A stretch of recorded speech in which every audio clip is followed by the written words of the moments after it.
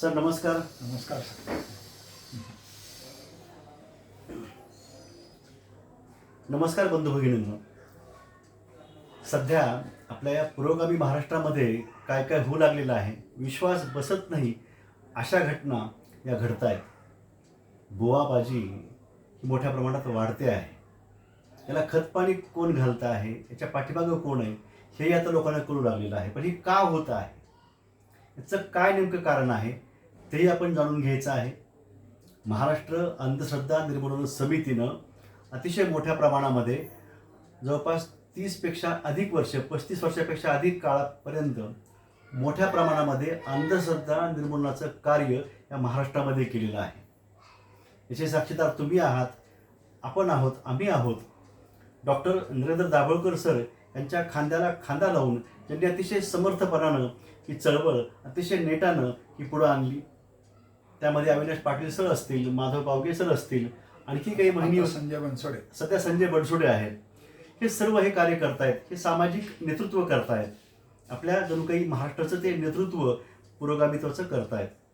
पण हे सगळं होत असताना पुन्हा गेल्या काही वर्षापासून सातत्यानं अतिशय विपर्यास्त अशा घटना घडत आहेत, अनर्थ अशा घटना घडत आहेत, दुर्घटना घडत आहेत आणि बुद्धिभेद केला जातो, बुद्धिभ्रम केला जातो. संभ्रमित अशी पिढी सध्या आहे, संभ्रमित वातावरण आहे.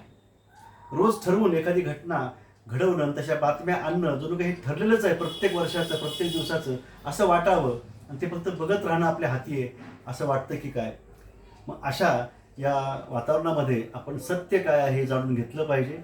म्हणूनच या सत्रामध्ये आपण आदरणीय माधव पावगे सर यांना आपण जाणून घेणार आहोत, जे महाराष्ट्र अंधश्रद्धा निर्मूलन समितीचे 2022 पासून राज्य कार्याध्यक्ष आहेत.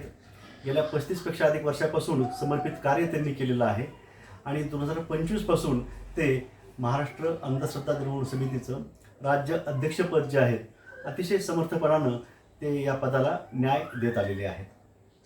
आता मग हे भोंदू बाबा जे आहेत यांची प्रकरणं जे सध्या अतिशय आता गाजतंय, हा प्रश्न म्हणजे शब्द चुकीचा होईल, पण ते अशोक खरात असतील, धीरेंद्र शास्त्री असतील, जे स्वतःला असं म्हणतायत की मी बालाजीचा अवतार आहे. पुन्हा अशोक खरात यांच्याबद्दल वेगळं सांगायला नको आहे. प्रदीप मिश्रा आहे, ज्या चाकरवाडीमध्ये मी उल्लेख केला मागा सहज, जिथं दागिन्यांची मोठ्या प्रमाणात चोरी झालेली आहे, त्याच्या बातम्या आलेल्या आहेत लाखो, आणि ते कोण आहेत हे सगळ्या जगाला कळलेलं आहे. त्याला अधिक भाष्य करणं योग्य नाही आहे. तर कुणी सध्या स्वतःला महामानव म्हणतायत असा हा काळ आहे. त्यामुळं आपण ह्या प्रकरणाचा जो काही लेखाजोखा आहे आणि याच्यापासून मागचं जे काही आहे इंगित ते आपण जाणून घेऊया. आपण काय सांगाल सर, अशोक खरात प्रकरणाकडे आपण काय सांगा? खरं तर बुवाबाजी ही ॲक्टोपसच्या 1000 हाताप्रमाणे सर्व क्षेत्रामध्ये, ते राजकीय असेल, सांस्कृतिक असेल, सामाजिक असेल, शैक्षणिक असेल, सांस्कृतिक माध्यमामध्ये असेल, सगळ्या क्षेत्रामध्ये अधिक जास्त प्रमाणामध्ये वाढत गेलेली आहे, वाढत चाललेली आहे. महाराष्ट्र अंधश्रद्धा निर्मूलन समितीच्या कामापासून खरं तर बुवाबाजी करणी, भानामती, भूत, दिव्यांगातने इथून सुरू झालेले काम शास्त्रीय विचार पद्धती, वैज्ञानिक दृष्टिकोन, धर्मचिकित्सा पासून, विवेकवादापासून ते आता मानवतावादापर्यंत हे काम पुढे वाढत गेलेलं आहे. बुवाबाजीची प्रकरणाच्या संदर्भात पूर्वी कायदा नव्हता. त्यावेळेला सुद्धा महाराष्ट्र अंधश्रद्धा निर्मूलन समितीने कार्यकर्त्यांना नकली गिऱ्हाईक म्हणून पाठवायचं आणि आहे त्या कायद्याच्या आधारावर बुवाबाबांचा भांडाफोड करायचं. असे हजारो बुवाबाबांचे भांडाफोड महाराष्ट्र अंधश्रद्धेने केलेले आहेत. दर वर्षात किमान 60, 70, 100 बुवाबाबांचा भांडाफोड त्या ठिकाणी केला जायचा. बुवाबाजी ही परमार्थ क्षेत्रातील काळा बाजार आहे आणि काळा बाजाराला काय माफी नसते आणि त्या काळा बाजाराला रोखणं हे सर्वांचं काम आहे खरं तर. त्याचबरोबर बुवाबाजी हा बिन भांडवली धंदा आहे आणि बुवाबाजी ही परमार्थ क्षेत्रातील काळा बाजार जरी असली तर आणि त्या ठिकाणी कायदा पोहोचत नाही, ही त्यात खरी अडचण आहे. आचार्य अत्रेंनी तर असं सांगितलं बुवाबाजी हे भ्रष्टाचाराचे व्यसनाचे आणि आणि भ्रष्टाचाराचे व्यसनाचे आणि व्यभिचाराचे मूर्तिमंत नरककुंड आहे. या नरककुंडामध्ये एकदा का माणूस सापडला तर तो बाहेर पडणं कठीण असतं आणि म्हणून महाराष्ट्र अंधश्रद्धा निर्मूलन समिती वरचेवर बुवाबाबांचा भांडाफोड करतेच करते, परंतु ते जर करीत बसले तर त्याच्याशिवाय दुसरं कामच होणार नाही. परंतु म्हणून काही अशी बुवाबाबांचा भांडाफोड करते, परंतु लोकांनीच बुवाकडे जाऊ नये अशा पद्धतीचं वातावरण निर्माण करण्याचं काम महाराष्ट्र अंधश्रद्धा निर्मूलन समितीच्या 36 जिल्ह्यातील 350 शाखांच्या माध्यमातून 5-7 हजार कार्यकर्ते काम करत आहेत. या चळवळीचे कार्यकर्त्यांना कुठलंही मानधन मिळत नाही, कुठला प्रवास खर्च मिळत नाही. कर्तव्य भावनेतून हे कार्यकर्ते सामाजिक बांधिलकी आणि मी समाजाचं काहीतरी देणं लागतो म्हणून काम करत आहेत. त्याच्याबद्दल आणि जीव धोक्यात घालून हे कार्यकर्ते काम करत आहेत, म्हणून त्या कार्यकर्त्यांच्याबद्दल मला सार्थ अभिमान आहे. तुम्ही जो म्हणालात की अशोक खरात नाशिक.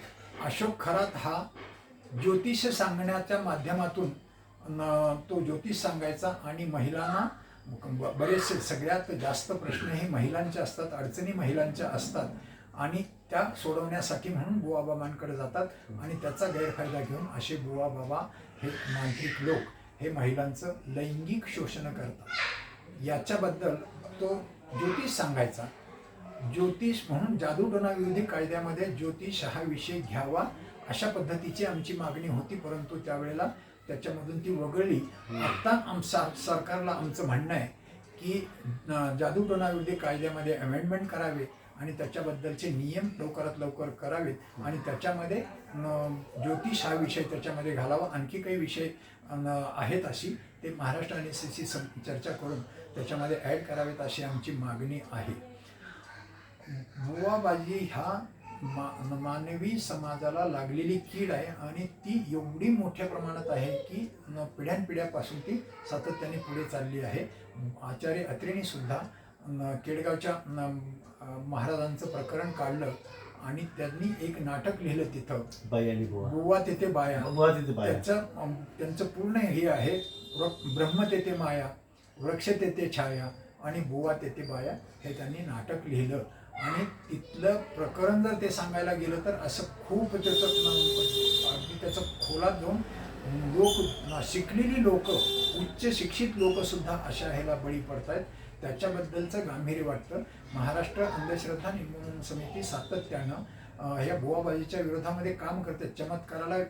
चमत्काराच्या विरोधात, चमत्काराचा दावा करणाऱ्या बुवाच्या विरोधात तर सातत्याने ही करते आणि आज मला अभिमानानं सांगावं असं वाटतं, महाराष्ट्र NSCच्या कामामुळं चमत्काराचा दावा करणारा एकही बाबा या महाराष्ट्रात शिल्लक नाही आहे. आणि महाराष्ट्र NSCच्या धसक्यामुळं बुवाबाजींनी आता आध्यात्मिक बुवाबाजीचं रूप घेतलेलं आहे. जिथं देवधर्माच्या नावाने ती बुवाबाजी चालते आणि तिथे कायदा पोचत नाही आणि बऱ्याच वेळेला राजकारणी लोक त्यांना खतपाणी घालतात. तिथे अनिश्चितता असते, अज्ञाताची भीती असते आणि त्यामुळं राजकीय पुढारी त्यांच्याकडं दर्शनासाठी जातात आणि सल्ला घेण्यासाठी जातात. विशेषतः राजकारण्यांची अगतिकता असते, महिलांची सुद्धा अगतिकता असते. त्यांना बरोबरीचं स्थान मिळत नाही, त्यांना तुच्छतेचं लेखलं जात असतं आणि त्यांना अनेक प्रश्नांना सामोरं जाण्याच्या ऐवजी त्या बुवाबाबांकडे जातात आणि त्या बुवाबाबांकडे गेल्यानंतर बुवाबाबा हे त्यांचं लैंगिक शोषण करतात. याचं कारण त्यांचं लैंगिक शोषण झालं हे घरी सांगता येत नाही त्यांना. जर सांगितलं तर त्यांनाच घरातून हाकलून दिलं जात असतं. म्हणून जे आहे ते सहन करतात आणि त्या बुवाबाबांच्या नादाला बळी पडतात. याबद्दल महाराष्ट्र अंधश्रद्धा निर्मूलन समिती सातत्याने प्रयत्न करते. कुठलाही बुवाबाबा दिसला आपल्याकडं की पाया पडल्या जातात. आमचं त्या बुवाबाबांचं चरित्र आणि चारित्र्य सगळं तपासलं जात असतं आणि कुठल्याही भोंदू बुवाबाबांचं चरित्र आणि चारित्र्य जर तपासलं तर अशाच पद्धतीचं दिसतं. फक्त खरात हा आत्ता उघडा पडला म्हणून तो खरात बाबा दिसतोय. असे असंख्य खरात देवधर्माच्या नावाखाली आपले बाजार मांडून बसलेले आहेत. तिथे महिलांचं लैंगिक शोषण होतं. त्या महिलांनी पुढे आलं पाहिजे आणि त्यांनी उघडपणे त्यांनी बोलून दाखवलं पाहिजे. त्यांनी बोलून दाखवलं आणि तक्रार दिली, तर अशा बुवाबाबांचा मालिका जर तयार झाली गजाआड जाण्याची, तर पुढे बुवाबाजी डोकं वर काढणार नाही. त्यासाठी महिलांची खूप मोठी धाडस त्याच्यामध्ये त्यांनी निर्माण करावं आणि आपण आपला बळी इतर उपभोग घेतला, इतर महिलांचा तरी उपभोग घेतला जाऊ नये याची दक्षता महिलांनी घेणं गरजेचं आहे. आणि याच्यामध्ये राजकीय महिला, उच्च शिक्षित महिला त्याच्यामध्ये बळी पडतात. हे त्यांना माझं नम्र आव्हान आहे. महाराष्ट्र खरं तर डॉक्टर दाभोळकर म्हणायचे, अंधश्रद्धा निर्मूलनाची चळवळ ही महिलांनीच चालवली पाहिजे, कारण सगळ्यात जास्त शोषण आणि सगळ्यात जास्त प्रश्न महिलांचे असतात. आणि म्हणून या चळवळीमध्ये आले तर तुमचे सगळे प्रश्न सुटू शकतात. विवेकी विचाराच्या आधारे सामर्थ्याने जीवन जगण्याचा आत्मविश्वास या चळवळीमध्ये मिळतो. म्हणून तुम्ही सहभागी व्हावं असं मला वाटतं. तो भविष्य बघतो. भविष्य बघण्याच्या संदर्भात मी 1 मिनिट तुमच्याशी बोलतो. भविष्य कशावरून बघितलं जातं, तर जन्मवेळ आणि जन्मनावावरून बघितलं जातं. जन्मवेळ कोणती असं सांगितल्यानंतर बऱ्याच वेळेला उत्तर कशा पद्धतीने येतात ते लक्षात घ्या. मूल जन्माला येत असताना पहिल्यांदा डोकं बाहेर येत असतं. पूर्ण मूल बाहेर यायला वेळ लागतो आणि पूर्ण मूल बाहेर आलं तरीही नाळेशी आईशी जोडलेलं असतं. आणि ती नाळ कापल्यानंतर प्रत्येक बाळाने रडलं पाहिजे, नाहीतर डॉक्टरला लढायची पाळी येते. या सर्व प्रक्रियेमधली कुठली जन्मवेळ समजायची? वास्तविकता आमचं असं म्हणणं आहे की यापैकी कुठलीही जन्मवेळ नाही आहे. ज्या वेळेला पती आणि पत्नी एकत्र आले आणि प्रत्येक वेळेला पती आणि पत्नी एकत्र आले म्हणजे त्यांचा मूल राहत नाही, गर्भ राहत नाही.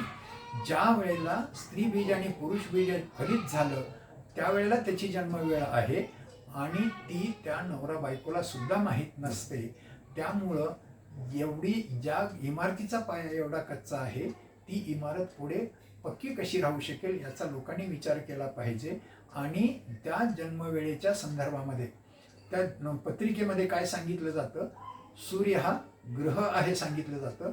तुम्ही सगळेजण शिकलेल्या लोकांनी 5वीच्या मुलांना विचारलं तर सूर्य हा तारा म्हणून सांगतो. चंद्र हा पृथ्वीचा उपग्रह आहे, त्याला ग्रह दाखवलेला आहे. राहू केतू हे ग्रहच नाही आहेत, त्यांना ग्रह सांगितलं जातं. माझा असा प्रश्न आहे सगळ्यांना, पृथ्वी हा ग्रह आहे का नाही? जर पृथ्वी हा ग्रह आहे तर त्या पृथ्वीला जगातले जेवढी लोकसंख्या आहे त्यांच्या एकाच्याही जन्मपत्रिकेमध्ये जर दाखवलं तर आम्ही आमची चळवळ बंद करायला तयार आहोत. पुन्हा एकाही जन्मपत्रिकेमध्ये पृथ्वी हा ग्रह नाही आहे. आमचं असं म्हणणं आहे की ज्या पृथ्वीवर जन्मतो, ज्या पृथ्वीवर वाढतो, ज्या पृथ्वीवर आपलं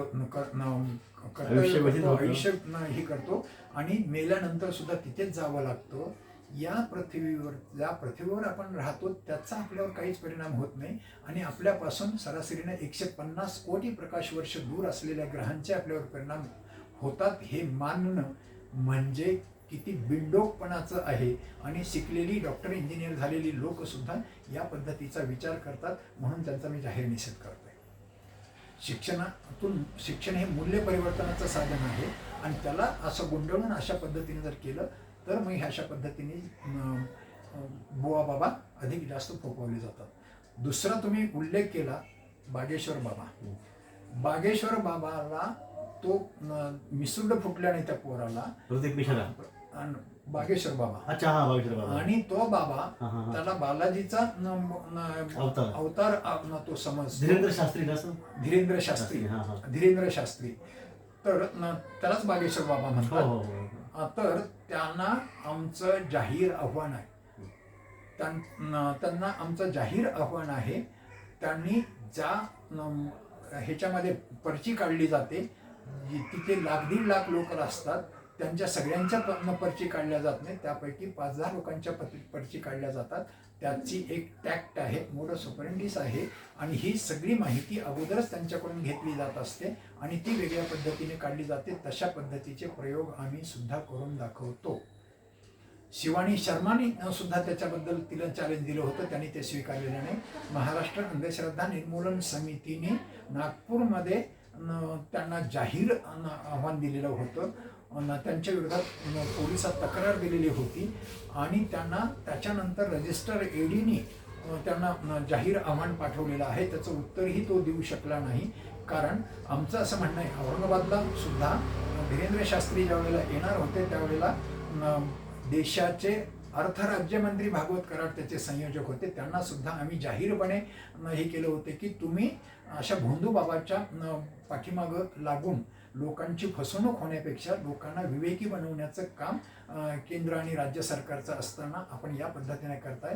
त्यांच्याबद्दल आव्हान चॅलेंज त्यांना दिलेलं होतं की तुम्ही मध्यस्थी व्हा, बाबांना तिथं बोलवा, तुमचा कार्यक्रम झाल्यानंतर आम्ही दुसरा दरबार त्याच वेळेला तिकडे दुसरीकडे भरवतो.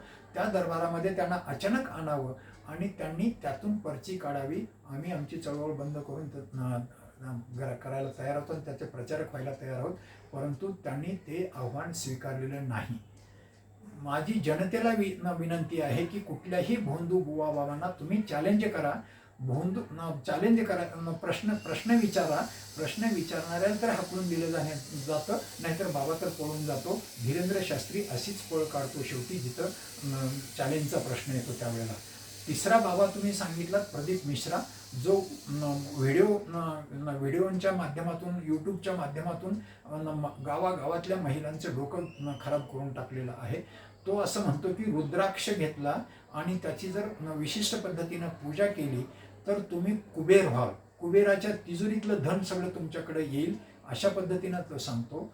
तर त्याचा दावा असा आहे की तुमचा मुलगा जर अभ्यास करत नसेल, तुमचा मुलगा परीक्षेत पास होत नसेल तर बेलाचे 3 पानं असतात, त्यातलं मधलं पान खोडायचं आणि त्याला गोंद लावायची आणि ते बेलाचं पान त्या मुलाच्या हस्ते त्या पिंडीवर, महादेवाच्या पिंडीवर जर लावलं तर तुमचा मुलगा एकही दिवस शाळेत न जाता, अभ्यास न करता पास होईल, असा दावा तो सांगतो. आणि अशा पद्धतीची मुलं आपल्याला तयार करायचे आहेत का, असा आमचा सवाल आहे. त्याचबरोबर तो जाहीर कार्यक्रम घेतो. इथे लातूरला येणार होता, आम्ही इथे त्यांना चॅलेंज दिलेलं होतं, तो आला नाही इथे. परंतु त्यांनी नंदुरबारमधल्या एका कार्यक्रमामध्ये काय झालं की एक महिला त्या बाबांना असं भेटली की बाबा मला 4थ्या क्रमांकाचा कॅन्सर आहे आणि ते सगळ्या डॉक्टर्सना सांगितलं, डॉक्टरनी असे रिपोर्ट दिलेले आहेत आणि 4थ्या क्रमांकाचा कॅन्सर आहे असं सांगितलं. त्यावेळेला मी काय करू असं म्हटल्यानंतर बाबांनी ती कथा पूर्ण दिवस ऐक असं सांगितलं. ती बाई ती कथा पूर्ण ऐकली आणि शेवटच्या दिवशी स्टेजवर येऊन सांगते, मला 4थ्या स्टेजचा कॅन्सर असलेला पूर्ण दुरुस्त झाला असं ती सांगते. आणि त्यावेळेला 1.5-2 लाख असलेली, त्याच्यामध्ये उच्च पदस्थ, सुशिक्षित, उच्च शिक्षित, मंत्री, आमदार, खासदार अशा पद्धतीची सगळी मंडळींच्या समोर ती असा दावा करते. आणि तो प्रदीप मिश्रा म्हणतो की या बाईचा असा प्रश्न होता आणि ही कथा ऐकल्यामुळं तिचा कॅन्सर दुरुस्त झाला. खरं तर त्यांच्यावर जादूटोणा विरोधी कायदा आणि ड्रग्ज अँड मॅजिक रेमेडीज ॲक्टच्या कायद्याखाली त्याच्यावर गुन्हा दाखल व्हायला पाहिजे. कारण आमचा साधा प्रश्न, आम्ही तिथं लाखो लोक उपस्थित असलेले टाळ्या वाजवत आहेत. आमचा त्यांना प्रश्न आहे, त्या बाईला 4थ्या स्टेजचा कॅन्सर होता हे कोणी तपासलं? तिने 7 दिवस ऐकल्यानंतर तिने दावा केला की तो कॅन्सर दुरुस्त झाला, ते कोणी तपासलं? कुठल्या लॅबोरेटरीमध्ये तपासलं? कुठल्या डॉक्टरांचा रिपोर्ट आहे? अशा पद्धतीची चिकित्सा लोक करत नाहीत, म्हणून त्या बुवाबाबांचं फावतं. हे जाहीरपणे मी या ठिकाणी तुम्हाला सांगतो. आणि त्या कुबेर ते रुद्राक्ष विकण्यासाठी त्यांनी त्यांच्या शहूर या जिल्ह्यामध्ये त्या ठिकाणी त्यांच्या दरबारामध्ये ते रुद्राक्ष वाटपाचा कार्यक्रम ठेवला होता. त्याच्यामध्ये चेंगराचेंगरीमध्ये किती महिलांना मृत्यू झाला, किती लोक जखमी झाले, किती लोकांना जेवणा खाण्याच्या पाण्याचा त्रास झाला. या सगळ्या गोष्टीचा विचार करता आमची महाराष्ट्र अंधश्रद्धा निर्मूलन समितीची मागणी केंद्र सरकारपर्यंत आहे. राज्य सरकारने जादूटोणा विरोधी कायदा मंजूर केला, परंतु तो अर्धवट केलेला आहे, त्यात लाकुणा आहेत आणि त्याचे नियम अजून केलेले नाहीत. आणि त्यापुढे आमची मागणी, हा कायदा केंद्र पातळीवर झाला पाहिजे. यासाठी आमची 8-10 बैठका झालेल्या, त्याची पूर्वतयारी झालेली आहे आणि ते केंद्र पातळीवर तो कायदा करावा, यासाठी आमचा पुढचं आंदोलन असणार आहे. त्यामुळं शासनाने, केंद्र आणि राज्य शासनाने या संदर्भामध्ये गांभीर्याने घ्यावं आणि लोकांना विवेकी बनवण्यासाठी प्रयत्न करावा असं आमचं स्पष्ट म्हणणं आहे. बुवाबाजीवर खूप काही बोलता येऊ शकतं आणि असे असंख्य बुवा आमचे कार्यकर्ते शाखा पातळीपासून जिल्हा पातळीपासून ते राज्य पातळीपर्यंतच्या बुवांचा भांडाफोड केला जातो. इंटरनॅशनल बुवांचा सुद्धा भांडाफोड केला जातो. सत्य साईबाबांचा सुद्धा भांडाफोड महाराष्ट्र अंधश्रद्धा निर्मूलन समितीने केलेला आहे. हे आपण लक्षात घेतलं पाहिजे. गोड बाबा ते काय होतं सर? गोड बाबा हा पुण्याच्या ठिकाणी मंचरच्या ठिकाणी तिथे गोड बाबा हा वाघमारे बुवा हा कुठल्याही वस्तूला स्पर्श केला की ते गोड होतं असं तो दावा करायचा आणि असंख्य लोक त्या गोडबाबाचा प्रसाद घ्यायची आणि त्या पद्धतीने दावा करायची. त्या संदर्भामध्ये महाराष्ट्र अंधश्रद्धा निर्मूलन समितीने डॉक्टर नरेंद्र दाभोळकरांच्या उपस्थितीमध्येच त्याचा भांडाफोड केलेला आहे. गोड बाबा आम्ही प्रयोग करून दाखवतो. साखरेची गोळी हे साखरेपेक्षा 500 पट गोड असते. ती गोळी फोडून जर हाताला लावली आणि हात पुसून घेतला तर त्या हाताला पुन्हा त्यांनी जर माईकला हात लावला, पेनला हात लावला तर तो हात ज्या ज्या वस्तूला लागेल त्या त्या वस्तू गोड होतात. त्या अर्थी त्याच्यामध्ये दैवी शक्तीच्या जोरावर किंवा चमत्कारिकरित्या ते गोड होत नाही. त्याच्या मागची हातचलाकी आम्ही महाराष्ट्र अनिसच्या वतीनं लोकांच्या समोर आणून देतो. महाराष्ट्र अंधश्रद्धा निर्मूलन समिती ही चमत्कार करून दाखवते. चमत्कारात कुठलाही चमत्कार करून दाखवते आणि त्या चमत्काराचं विज्ञान हे शेवटी सांगते. आणि महाराष्ट्र अनिसचं असं म्हणणं आहे की विज्ञानाचा नियम डावलून एकही चमत्कार होऊ शकत नाही. या चळवळीचे जनक अब्राहम कोरानी असं सांगितलं की चमत्कार करणारे सगळे बदमाश असतात, त्याच्यावर विश्वास ठेवणारे मूर्ख असतात आणि चमत्काराला जे विरोध करत नाही ते भ्याड असतात असं त्यांनी सांगितलेलं आहे. आणि म्हणून लोकांनी, शिकलेल्या लोकांनी तरी हे समजून घ्यावं आणि अशा बुवाबाबांना मुळीच थारा देऊ नये असं मला स्पष्टपणे वाटतं. ते सत्य साईबाबाचा एक व्हिडिओ त्याविषयी झाला सर. सत्य साईबाबा एक साखळी काढून दाखवत होते. आम्ही त्यांना अनेक साखळ्या काढून दाखवतो. आम्ही त्यांचे प्रयोग करून दाखवतो आणि आमचं त्यांना जाहीर आव्हान होतं. इथे येत असताना सुद्धा आमचं जाहीर आव्हान होतं. हातात जी वस्तू बसते तीच वस्तू ते काढत होते. 1 किलोचा किंवा टरबूज किंवा अशा पद्धतीचं काही ते काढू शकत नव्हते आणि त्यांना पण लिखित स्वरूपामध्ये आव्हान दिलेलं होतं. ते आव्हान त्यांनी स्वीकारलेलं नाही आहे आणि म्हणून जनतेने सतर्क होणं, शहाणं होणं आणि तर्कानं वागणं गरजेचं आहे. जनता जर असं दिसला महाराष्ट्र अंधश्रद्धा निर्मूलन समितीची चळवळ ही सत्याची चळवळ आहे, नीतीची चळवळ आहे. परंतु सत्य सांगितलं की लोकांना पटत नाही आहे आणि म्हणून थोडीशी दाढी वाढवली, थोड्याशा जटा वाढवल्या आणि तथाच कपडे दुसरे घातले, तथाच तुम्ही तुमचं कल्याण करतो म्हणले की दिसला महाराज की पाया पडतात आणि दक्षिणा देऊन त्या अशा बुवाबाबांना मोठं करतात. हे लोकांनी थांबवलं पाहिजे.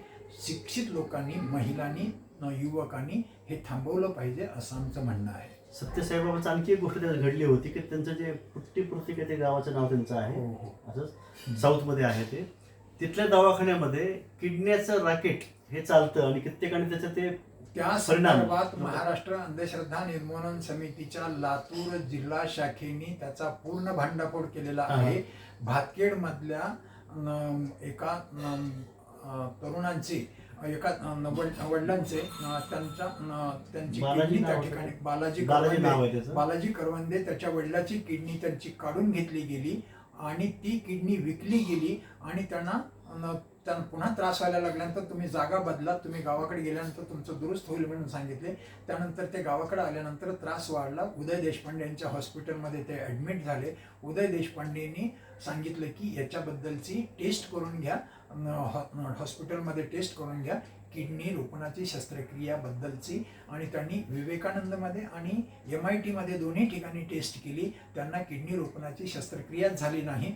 त्यांची किडनी त्यांना देण्यासाठी बालाजी करवंदेची किडनी काढून घेतली गेली आणि ती विकली गेली. आणि त्या संदर्भामध्ये आम्ही आंदोलनं केली आणि त्यांच्या विरोधात कोर्टात केस घातली आणि त्या ह्याच्यामध्ये सत्य साईबाबाचा तो देहांत सुद्धा झाला. परंतु या संदर्भामध्ये महाराष्ट्र अनिसने केलेल्या कारवाईमुळे तिथला किडनी रोपणाचा विभाग हा बंद झालेला होता. अशा पद्धतीने बुवाबाजी ही कुठल्या थराला जाऊ शकते असे असंख्य उदाहरणं आहेत. त्याचा सांगत बसलं तर वेळ पुरणार नाही, म्हणून मी या ठिकाणी बुवाबाईच्या संदर्भामध्ये 1995-96च्या सुमाराला आम्ही DEDला असताना मानवलोकमध्ये तिथं हा कार्यक्रम होता. मराठवाडा स्तरीय कार्यकर्ता प्रशिक्षण शिबिर हे घेतलं गेलं होतं आणि सहभागी झालो होतो. मराठवाड्यामध्ये तेव्हापासून अधिक जास्त काम वाढलं आणि एकूणच महाराष्ट्रामध्ये काम वाढलेलं आहे. माझं इथल्या तरुणांना, लोकांना, महिलांना नम्र आवाहन आहे, तुम्ही महाराष्ट्र अंधश्रद्धा निर्मूलन चळवळीशी सोबत राहा. यातून तुमचंही भलं आहे, स्वतःचं भलं आणि इतरांचं भलं करता येऊ शकेल. यासाठी कुठलीही इथं फी नाही आहे, परंतु आपण या चळवळीशी जोडून राहावं असं आमचं नम्र आव्हान आहे. आणखीन एक मुद्दा करतो आणि हे सत्र आपण इथं घेऊ. आणखी काही मुद्दे आहेत ती पुढच्या सत्रामध्ये आपण घेऊया. 4-5 महत्त्वाचे मुद्दे आणखी आहेत त्याच्यामध्ये. प्रदीप मिश्रा यांचा उल्लेख मी यासाठी करतो आहे की ते नेमकं काय आहे हे बघण्यासाठी. तसं मी चाकरवाडीला अधूनमधून बौद्धिक कार्यक्रमासाठी जात असतो मी.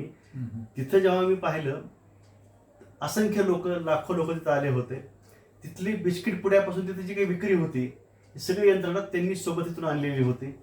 तिथं कुणाला काही विकता येत नव्हतं. जे काही घ्यायचं असेल पाणी सुद्धा ते त्यांचं घ्यावं लागत होतं आणि ज्या किमती लावतील त्या किमतीला घ्यावं लागत होतं. आणि कोट्यावधी रुपयाचं मानधन ज्या ट्रस्ट तिथलं होतं, जे त्यांच्याकडे ते होतं, त्यांची पुंजी जी काय होती ती सगळी त्यांना तिकडं द्यावी लागलेली आहे. यांचं सेपरेट स्वतःचं व्यासपीठ होतं. इतरांचे कार्यक्रम हे पुढं खाली असे वेगळ्या बाजूला ते होत असायचे. मुख्य मंचावर त्यांना कोणालाही जाता येत नव्हतं. हे समजावून घ्या. राजकीय लोकांच्या संदर्भामध्ये माझं असं स्पष्ट म्हणणं आहे, ही आध्यात्मिक बुवाबाजी ही केंद्र आणि राज्य सरकारची स्पॉन्सर्ड बुवाबाजी आहे असं अधिक जास्त हातभार लागतो. शासनाने जर याच्यामध्ये कडक कारवाई केली तर मग मात्र अशा बुवाबाजीचा समूळ उच्चाटन करणं गरजेचं आहे. बुवाबाजी ही लागलेला कलंक आहे महाराष्ट्राला, पुरोगामी महाराष्ट्राला. त्याच्यामुळे पुरोगामी महाराष्ट्र राहिलाय काय? खरातचं प्रकरण बाहेर काढल्यानंतर खरातच्या प्रकरणाच्या संदर्भात 20 वर्षापूर्वी सुद्धा त्यांच्या विरोधात महाराष्ट्राने सरी तक्रार दिली होती. आता उघड्या पाडण्याच्या अगोदर 1.5 वर्षापूर्वी त्यांची तक्रार दिलेली होती. तिथे जाऊन त्याला जाब विचारलेला होता, परंतु कार्यवाही न केल्यामुळं ते वाढत गेलं आणि शासकीय ह्याच्यामध्ये आमदार, खासदार, त्याच्यामध्ये मंत्री त्यांच्या सपोर्टला गेल्यामुळं, त्यांचे पाय धरत गेल्यामुळं त्याचा प्रभाव वाढला आणि वारे माप त्यांनी पाहिजे तशा पद्धतीचा त्याचा उपयोग करून घेतला गेला आणि शेवटी पापाचा घडा. आम्ही पाप मानत नाहीये, परंतु ते पाप पुण्याच्या गोष्टी सांगतात. त्यांचा पापाचा घडा त्यांना कळला नाही आणि खरात हा ज्योतिष बघायचा, त्याचं स्वतःचं भविष्य कळलं नाही तर लोकांनी त्याच्याकडे कशाला भविष्य बघायला जावं असं आमचं जाहीर आव्हान आहे.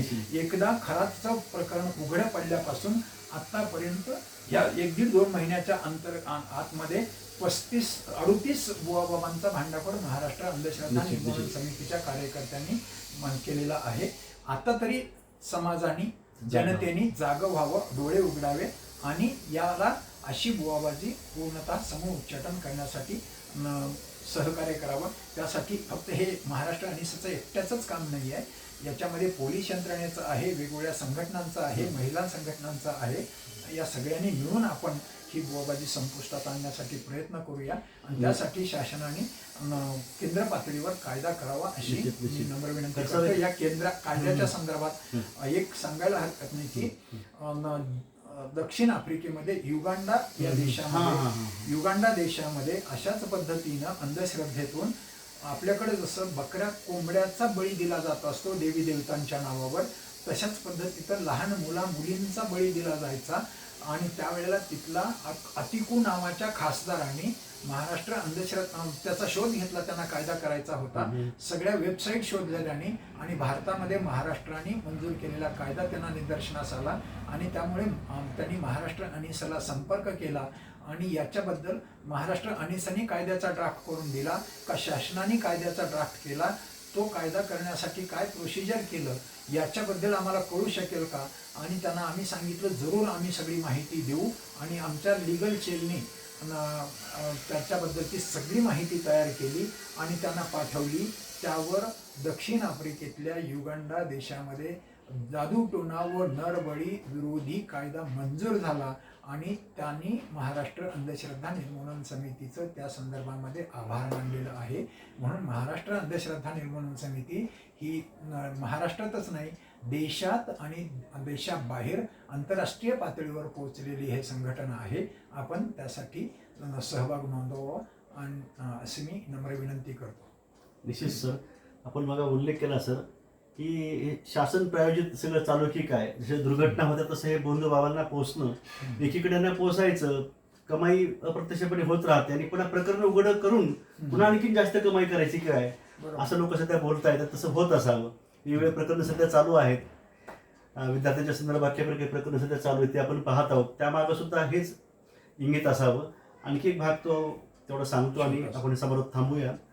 तो प्रदीप मिश्रांचा भाग. आमच्या डोळ्यात देखत त्या घटना घडलेल्या आहेत. कित्येकांच्या नातेवाईकांचे दागिने तिथं तोडताना लोकांनी रंग्यात त्यांना पकडलेलं आहे, पोलिसांच्या हवाली त्यांना केलेलं आहे. हे कार्यकर्ते प्रदीप मिश्रा यांचे होते, जे सोबत तिथं त्या साखरवाडीला त्या शिवकथेसाठी आले होते. म्हणजे लाखो दागिने, लाखो रुपयांचे तिथं दागिने लंपास झाले. तिथं जे काही पैसे लोक त्या दानपेटीत देत होते त्या साखरवाडीच्या त्या ट्रस्टला, ते सुद्धा पैसे आम्हाला पाहिजेत. यांचे लोक बसले होते दुकान मांडून, पावत्या फाडायला त्यांचे बॉक्स होते. कार्यक्रम सुरू झाला की त्यांचे लोक झोळे घेऊन फिरायचे. हे तर सुरू होतच. हा लुटीचा प्रकार आहे, सामूहिक म्हणजे दरोडेखोरीचा हा प्रकार आहे. हे आपण समजावून घेऊ. आणखी महत्त्वाची गोष्ट तुम्हाला सांगतोय की तो कार्यक्रम लोक शिवकथेसाठी आले होते. पहिला दिवस होता, आम्ही तिथे मुद्दामून गेलो होतो. जवळपास 2.5 ते 3 तासापर्यंत ते फक्त ते किती श्रेष्ठ आहेत आणि ते काय काय करतायत, कुठे मंदिर उभं करायचं आहे याबद्दल बोलत होते. त्यांच्या ठरलेल्या महिला नावाचा पुकारा केला की स्टेजवर जात होत्या. मी तुम्हाला पत्र पाठविल, तर ते पत्र बाबाला देत होत्या आणि त्या पत्रानुसार ते बाबा सांगत होते की असं असं ते केल्यामुळं, एक जण लोटा हे केल्यामुळं किंवा आणखी ते बेल पत्र वाहिल्यामुळं त्यांना मूल झालं. म्हणजे सगळं हे म्हणजे जाहीरपणे थोतांड सगळं जे चालू आहे, लोक बघतायत सगळं हे. माझी माता भगिनींना विनंती आहे, कृपया अंधश्रद्धेला खूप मोठ्या प्रमाणात खतपाणी घालायचं कार्य तुमच्यातून घडलेलं आहे. कृपया यातून बाहेर या. उप म्हणजे जवळ, वास म्हणजे राहणे, परमेश्वराजवळ मनबुद्धीनं राहणं, म्हणजे चांगल्या विचारामध्ये राहणं, हाच उपवास आहे. हा उपवास आपण करूया. या गर्तेतून आपण बाहेर पडू आणि चांगलं जीवन जगू, एवढंच या निमित्तानं सांगतो आहे. या सत्रामध्ये मला वाटतं आपण आता हे सत्र आपण आटोपतं घेऊ. सरांना आणखी बरंच काही सांगायचे महत्त्वाचे मुद्दे आणखी राहिलेले आहेत, ती पुढच्या सत्रामध्ये आपण घेऊयात. तुम्हाला या सत्राच्या समारोपावर काही सांगायचं नंतर तो सांगावं सर आपण. मला बुवाबाजीच्या क्षेत्रामध्ये निर्मला मातेचं एक प्रकरण खूप लोक त्याच्यामध्ये कॉलेज, मेडिकल कॉलेजला PGला शिकवणारे प्राध्यापक सुद्धा त्याच्यामध्ये गुंतलेले आहेत आणि सामान्य लोकांच्या माध्यमातून या निर्मला मातेच्या सत्संगाच्या माध्यमातून खूप लोकांची घरं उद्ध्वस्त झालेली आहेत. हे जाहीरपणे मला सांगायचं आहे. आणि ती कुंडलिनी जागृतीच्या माध्यमातून लोकांचे सगळे असाध्य रोग दुरुस्त करते असा ती दावा करायची. आता ती जिवंत नाही आहे, परंतु ती जिवंत असताना तशा पद्धतीचा दावा करायचे आणि त्यांचा विचार पुढे नेणारी जी लोक आहेत ते सुद्धा तशाच पद्धतीनं करतायत. मला जनतेला सांगायचं आहे, निर्मला मातेच्या भक्तांना सांगायचं आहे, ती कुंडलिनी जागृत करून असाध्य रोग दुरुस्त करत असेल तर माझी सगळ्या सायन्सच्या लोकांना विनंती आहे, शरीरामध्ये कुंडलिनी हा भाग मला काढून दाखवावा. मी तर अशा कुठल्याही याच्यामध्ये आपल्या शरीराची थेरी सगळं समजून घेत असताना त्याच्यामध्ये कुंडलिनी कुठं नाही आहे. परंतु त्या निर्मला मातेची सख्खी बहीण बाबा आमटेंच्या आश्रमामध्ये 20 वर्ष लेप्रसी पेशंट म्हणून होती. तिने तिच्या सख्ख्या बहिणीचा लेप्रसी दुरुस्त केली नाही, तर असाध्य रोग दुरुस्त करण्याचा दावा तिचा खोल आहे. केवळ लोकांना हे माहीत नाही, म्हणून लोक तिच्या भजनी पडतायत आणि त्या संदर्भामध्ये लोकांनी विचार करावा असं आमचं स्पष्ट म्हणणं आहे. आणि त्या निर्मला मातेच्या संदर्भाची फाईल माझ्याकडे पूर्ण आहे. सत्य साईबाबाच्या संदर्भातली फाईल पूर्ण माझ्याकडं, त्याच्या जन्मापूर्वीपासून ते आत्तापर्यंतच्या सगळ्या माहिती आमच्याकडं आहेत. इथला कल्की महाराज बीडचा, त्याच्याबद्दलची पूर्ण कसा त्याचा भांडाफोड केला आणि त्यांनी किती जणांची घरं उद्ध्वस्त केली त्याच्याबद्दलचे आहे. अशा बुवाबाबांच्या अनेकांचे महाराष्ट्र आणि सनी खंड त्याचे निर्माण केलेले आहेत. अशा आणि डॉक्टर दाभोळकरांचा ऐसे कैसे झाले भोंदू या पुस्तक सगळ्यांनी वाचावं आणि विवेकी विचार स्वीकारून खऱ्या अर्थानं आता वेळ गेलेली अजूनही नाही, आता इथून तरी पुढे लोकांनी शहाणं व्हावं असं माझं नम्र आवाहन आहे. नुकताच एक संदर्भ आपण सांगितला, मला खूप म्हणजे विलक्षण अशा काही गोष्टी घडतात सर. लालबहादूर शास्त्री यांच्याबाबतचं एक पुस्तक मी सध्या वाचतो आहे, तो संदर्भ निघाला म्हणून सांगतो आहे. त्यांचे सचिव असलेले CP श्रीवास्तव, अप्रतिम पुस्तक आहे ते, इंग्रजीमध्ये आहे मूळ पुस्तक. अशोक जैन यांनी त्याबाबत लेख लिहिला, तो लेख वाचला प्रदीप चंपानेरकर, रोहन प्रकाशन यांनी, आणि त्यांनी त्या पुस्तकाचा अनुवाद करायला लावला. अप्रतिम पुस्तक लालबहादूर शास्त्री यांना समजून घेण्यासाठी. मी हे का सांगतोय, ते चालत असताना मध्ये फोटो पाहिलो तर CP श्रीवास्तव यांच्या पत्नी कोण आहेत तुम्ही जे सांगत आहात ते, म्हणजे एकीकडे विद्वानवादी पती आहेत, एवढे उच्च पदस्थ ते आहेत, पण अधिक वेळ त्याचा त्यामध्ये असावा आणि इकडे हे अंधश्रद्धेच्या आहारी जात आहेत किंवा यांच्या बौद्धिकतेचा व्यक्तित्वाचा उपयोग कोणतरी करून अंधश्रद्धा वाढण्यासाठी करतायत. कृपया हे कोणाच्या बाबतीमध्ये व्हायला नको आहे, हे पण मला या निमित्तानं सांगावंसं वाटतं आहे सर. आपण थांबूया, आपण भेटूया पुढच्या सत्रामध्ये. पण कळकळीची विनंती आहे, माधव बावगे सर असतील किंवा ज्यांच्याकडची मी मुलाखती घेतो आहे, कृपया याचे प्रत्येक भाग आपण समजावून घ्या, कारण जे सत्य आहे, जे सत्य ज्ञान आहे ते पुढं आपल्याला न्यायचं आहे, आपल्या पिढ्यांना आणि आपल्याला सुखी आणि सुरक्षित राहायचं आहे. आपल्या सर्वांचे धन्यवाद सर, आपलेही धन्यवाद. नमस्कार.